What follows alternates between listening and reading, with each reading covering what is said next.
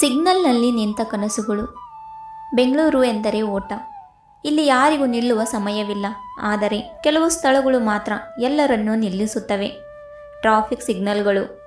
ಹಸಿರು, ಹಳದಿ, ಕೆಂಪು ಬೆಳಕುಗಳ ನಡುವೆ ಸಾವಿರಾರು ಬದುಕುಗಳು ಒಂದೇ ಕ್ಷಣದಲ್ಲಿ ಒಂದೇ ಜಾಗದಲ್ಲಿ ನಿಂತುಕೊಳ್ಳುತ್ತವೆ. ಯಾರಿಗೂ ಗೊತ್ತಾಗುವುದಿಲ್ಲ ಆ ನಿಲ್ಲುವ ಕ್ಷಣದಲ್ಲಿ ಎಷ್ಟು ಕನಸುಗಳು ಹುಟ್ಟುತ್ತವೆ, ಎಷ್ಟು ಕನಸುಗಳು ಕುಸಿದು ಬೀಳುತ್ತವೆ ಎಂದು. ಅಂತಹದೇ ಒಂದು ಸಿಗ್ನಲ್. ಮಡಿವಾಳದ ಬಳ್ಳಿ ಇರುವ ಹಳೆಯ ಜಂಕ್ಷನ್. ಪ್ರತಿದಿನ ಬೆಳಗ್ಗೆ 7 ಗಂಟೆಗೆ ರಾಘವ್ ಅಲ್ಲಿ ನಿಲ್ಲುತ್ತಿದ್ದ. ಬೈಕ್ ಮೇಲೆ ದೊಡ್ಡ ಬ್ಯಾಗ್, ಹೆಲ್ಮೆಟ್ ಒಳಗೆ ಬೆವರು, ಮೊಬೈಲ್ನಲ್ಲಿ ಡೆಲಿವರಿ ಆಫ್ ನೋಟಿಫಿಕೇಶನ್. ಅವನ ದಿನ ಶುರುವಾಗುವುದೇ ಆ ಸಿಗ್ನಲ್ನಿಂದ. ರಾಘವ್ ಊರಿಂದ ನಗರಕ್ಕೆ ಬಂದವನು. ಡಿಪ್ಲೊಮಾ ಓದಿದ್ದ, ಆದರೆ ಕೆಲಸ ಸಿಗಲಿಲ್ಲ. ಇಲ್ಲಿ ಅವಕಾಶಗಳಿವೆ ಎಂದು ಎಲ್ಲರೂ ಹೇಳಿದರು. ಆದರೆ ಅವಕಾಶಗಳು ಕೂಡ ಓದುವವರನ್ನೇ ಹುಡುಕುತ್ತವೆ ಎಂಬುದು ಅವನಿಗೆ ನಂತರ ಗೊತ್ತಾಯಿತು. ಡೆಲಿವರಿ ಕೆಲಸ ಕಷ್ಟದ ಕೆಲಸ, ಆದರೆ ಗೌರವದ ಕೆಲಸ. ಅವನ ಮನೆಯ ಜವಾಬ್ದಾರಿ ದೊಡ್ಡದು. ಅಪ್ಪನಿಗೆ ಆರೋಗ್ಯ ಸರಿಯಿಲ್ಲ. ಅಮ್ಮ ಹೊಲದಲ್ಲಿ ಕೆಲಸ ಮಾಡುತ್ತಾರೆ. ತಂಗಿ ಕಾಲೇಜಿನಲ್ಲಿ ಓದುತ್ತಿದ್ದಾಳೆ. ಪ್ರತಿ ತಿಂಗಳು ಮನೆಗೆ ಹಣ ಕಳಿಸುವಾಗ ರಾಘವ್ ತನ್ನ ಕನಸುಗಳನ್ನು ಸ್ವಲ್ಪ ಕಡಿಮೆ ಪ್ಯಾಕೆಟ್ನಲ್ಲಿ ಕಟ್ಟಿಕೊಂಡು ಬದಿಗೆ ಇಡುತ್ತಿದ್ದ.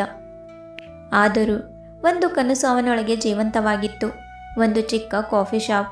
ದೊಡ್ಡದೇನೂ ಅಲ್ಲ, 2 ಟೇಬಲ್, ಒಂದು ಹಳೆಯ ಮ್ಯೂಸಿಕ್ ಪ್ಲೇಯರ್, ಗೋಡೆಯ ಮೇಲೆ ಕನ್ನಡ ಕವಿತೆಗಳು. ಜನರು ಕುಳಿತು ಮಾತನಾಡಬಹುದಾದ, ಓಡಾಟ ಮರೆತು ನಿಲ್ಲಬಹುದಾದ ಜಾಗ. ಅದೇ ಸಿಗ್ನಲ್ನಲ್ಲಿ ಪ್ರತಿದಿನ 8 ಗಂಟೆಗೆ ನಂದಿನಿ ನಿಲ್ಲುತ್ತಿದ್ದಳು. ಬಿಳಿ ಬಣ್ಣದ ಸೇಡಾನ್ ಕಾರು, ಡ್ರೈವರ್ ಮುಂದೆ, ಹಿಂಬದಿ ಸೀಟಿನಲ್ಲಿ ಲ್ಯಾಪ್ಟಾಪ್. ಅವಳ ದಿನ ಮೀಟಿಂಗ್ಗಳಿಂದ ತುಂಬಿರುತ್ತಿತ್ತು. HR ಮ್ಯಾನೇಜರ್, ಎಲ್ಲರ ಸಮಸ್ಯೆ ಕೇಳುವ ಕೆಲಸ. ಆದರೆ ತನ್ನ ಸಮಸ್ಯೆ ಕೇಳುವವರಿರಲಿಲ್ಲ. ನಂದಿನಿ ನಗರದಲ್ಲೇ ಹುಟ್ಟಿ ಬೆಳೆದವಳು. ಉತ್ತಮ ಶಿಕ್ಷಣ, ಉತ್ತಮ ಕೆಲಸ, ಹೊರಗಿನಿಂದ ನೋಡಿದರೆ ಪರಿಪೂರ್ಣ ಜೀವನ. ಆದರೆ ಅವಳೊಳಗೆ ಯಾವಾಗಲೂ ಒಂದೇ ಪ್ರಶ್ನೆ, ನಾನು ಖುಷಿಯಾಗಿದ್ದೀನಾ ಅಂತ. ಮದುವೆ ಮಾತುಗಳು ಮನೆಗೆ ಬರುತ್ತಿದ್ದವು. ನಿನಗೆ ಎಲ್ಲವೂ ಇದೆ, ಇನ್ನೇನು ಬೇಕು ಎಂದು ಕೇಳುತ್ತಿದ್ದರು. ಆದರೆ ನಂದಿನಿಗೆ ಗೊತ್ತಿತ್ತು, ಎಲ್ಲವೂ ಇದ್ದರೂ ಏನೋ ಕಳೆದು ಹೋಗಿದೆ ಅಂತ. ಒಂದು ದಿನ ಅದೇ ಸಿಗ್ನಲ್ನಲ್ಲಿ ಅವರ ಕಣ್ಣುಗಳು ಮತ್ತೆ ಭೇಟಿಯಾದವು. ಈ ಬಾರಿ ಕ್ಷಣ ಮಾತ್ರವಲ್ಲ, ಸ್ವಲ್ಪ ಹೆಚ್ಚು.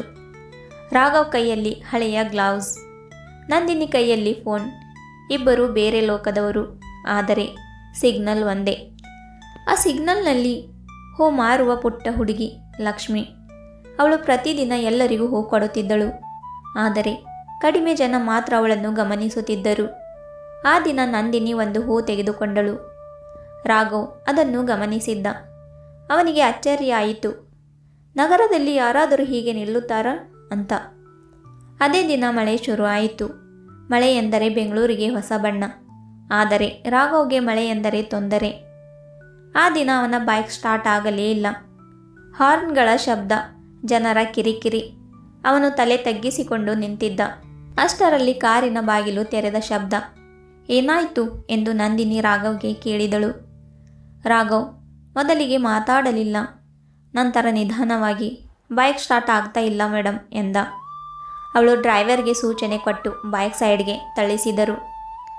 ಮಳೆ, ಸಿಗ್ನಲ್ ಮತ್ತು ಆ ಕ್ಷಣವೇ ಇದು ಅವರ ಕಥೆಯ ಮೊದಲ ಅಧ್ಯಾಯ ಶುರುವಾಯಿತು. ಆ ದಿನ ಅವರು ಹೆಚ್ಚು ಮಾತನಾಡಲಿಲ್ಲ. ಆದರೆ ಆ ಮೌನದಲ್ಲೇ ಒಂದು ಪರಿಚಯ ಹುಟ್ಟಿತ್ತು. ಮುಂದಿನ ದಿನಗಳಲ್ಲಿ ಅವರು ಒಬ್ಬರನ್ನೊಬ್ಬರು ಗಮನಿಸಲು ಶುರು ಮಾಡಿದರು.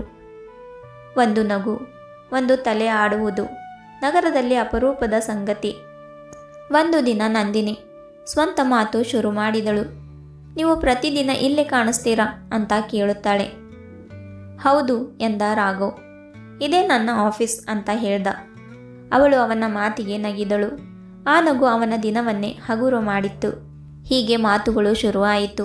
ಸಿಗ್ನಲ್ನಿಂದ ಕಾಫಿ ಶಾಪ್ವರೆಗೆ. ಮೊದಲ ಕಾಫಿ ಸಾಮಾನ್ಯ, ಆದರೆ ಮಾತುಗಳು ಆಳವಾದವು. ರಾಘವ್ ತನ್ನ ಕನಸು ಹೇಳಿದ್ದ. ನಂದಿನಿ ತನ್ನ ಖಾಲಿತನ ಹೇಳಿದಳು. ನಿನಗೆ ಎಲ್ಲವೂ ಇದೆ ಎಂದ ರಾಘವ್. ನಿನಗೆ ಯಾಕೆ ಖಾಲಿತನ ಅನಿಸ್ತಾ ಇದೆಯಾ ಅಂತ ರಾಘವ್ ಕೇಳ್ದ. ನನ್ನ ಜೀವನ ನನ್ನದೇ ಅನಿಸಲಿಲ್ಲ ಎಂದಳು ನಂದಿನಿ. ಅವನು ಅರ್ಥ ಮಾಡಿಕೊಂಡ, ಕೆಲವೊಮ್ಮೆ ಕೊರತೆ ಹಣದಲ್ಲಿರುವುದಿಲ್ಲ ಅಂತ. ಅವರ ಸ್ನೇಹ ಗಾಢವಾಯಿತು. ಆದರೆ ಸಮಾಜದ ಅಂತರ ಸ್ಪಷ್ಟವಾಗಿತ್ತು. ಅವಳ ಕಾರು, ಅವನ ಬೈಕ್, ಅವಳ ಆಫೀಸ್, ಅವನ ರಸ್ತೆ, ಅದನ್ನೆಲ್ಲ ವಿಚಾರ ಮಾಡಿ ರಾಘವ್ ಅವಳಿಂದ ದೂರನೇ ಇರುತ್ತಿದ್ದನು. ಆದರೆ ಒಂದು ಒಳ್ಳೆಯ ಸ್ನೇಹಿತರ ಹಾಗೆ. ಒಂದು ರಾತ್ರಿ ಡೆಲಿವರಿಯಿಂದ ಹಿಂತಿರುಗುವಾಗ ರಾಘವ್ ಜಾರಿ ಬಿದ್ದ.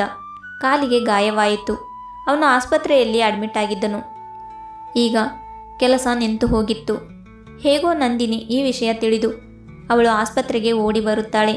ಆಸ್ಪತ್ರೆಯಲ್ಲಿ ನಂದಿನಿ ಅವನ ಪಕ್ಕ ನಿಂತಳು. ಅವಳ ಕೈಯಲ್ಲಿ ಫೈಲ್ಗಳಿಲ್ಲ. ಮೊದಲ ಬಾರಿಗೆ ರಾಘವ್ ಅವಳನ್ನು ನೋಡಿ ಕೇಳಿದನು, ನೀನು ಯಾಕೆ ಎಲ್ಲಿದೆಯಾ ಎಂದು ಅವನು ಕೇಳಿದ್ದ. ನೀನು ನಿಲ್ಲಿಸಿದ ಸಿಗ್ನಲ್ನಲ್ಲಿ ನೀನು ಕಾಣಲಿಲ್ಲ. ಅದಕ್ಕೆ ನಿನ್ನನ್ನು ಹುಡುಕಿಕೊಂಡು ಇಲ್ಲಿ ಬಂದೆ. ನಿನ್ನನ್ನು ದಿನಾಲು ನೋಡ್ತಾ ನಿನ್ನಲ್ಲಿ ನಾನು ನನ್ನನ್ನು ಕಂಡೆ ಎಂದಳು. ಈಗ ನಿನ್ನನ್ನು ನೋಡದೆ ದೂರ ಇರಕ್ಕೆ ನನ್ನಿಂದ ಆಗುವುದಿಲ್ಲ. ರಾಘವ್ ಅವಳಿಗೆ ಇಷ್ಟಪಡುತ್ತಿದ್ದ, ಆದರೆ ಅವಳಿಗೆ ಹೇಳಲಿಲ್ಲ.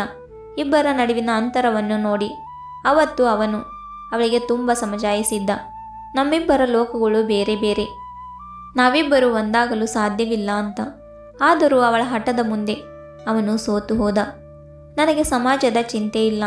ನಿನ್ನನ್ನು ನೋಡಿಯೇ ನಾನು ಬದುಕುತ್ತಿದ್ದೇನೆ. ದಯವಿಟ್ಟು ನಿನ್ನಿಂದ ನನಗೆ ದೂರ ಮಾಡಬೇಡ ಅಂತ ಕಣ್ಣೀರು ಹಾಕುತ್ತಾಳೆ. ಆ ಮಾತು ಅವನ ಕಣ್ಣಲ್ಲಿ ನೀರು ತರಿಸಿತ್ತು. ಆ ದಿನದಿಂದ ನಂದಿನಿ ಬದಲಾಗಲು ಶುರು ಮಾಡಿದಳು. ಕೆಲಸಕ್ಕೆ ಮಾತ್ರ ಬದುಕುವುದನ್ನು ಬಿಟ್ಟು ಬದುಕಲು ಕೆಲಸ ಬೇಕು ಎಂದು ಅರಿತುಕೊಂಡಳು.